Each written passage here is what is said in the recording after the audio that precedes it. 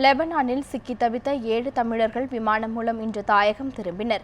லெபனானில் ஆயத்த ஆடை நிறுவனத்திற்கு பணிக்கு சென்ற 7 தமிழர்கள் ஒப்பந்த காலம் முடிவடைந்தும் அவர்களின் பாஸ்போர்ட் மற்றும் விசாவை வழங்காமல் சம்பந்தப்பட்ட நிறுவனம் அவர்களை வேலை வாங்கியதாக கூறப்படுகிறது.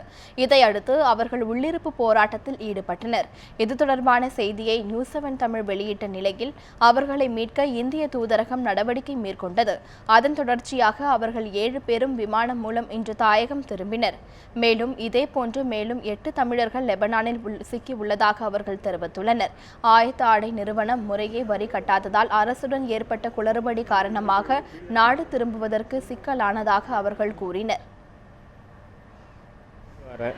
அங்கே எங்கள் கம்பெனியில் நடந்த பிரச்சனையில் நாங்கள் வாட்ஸ்அப்பு இதெல்லாம் ஃபேஸ்புக்கு இதெல்லாம் எல்லாம் சொல்லியிருந்தோம்.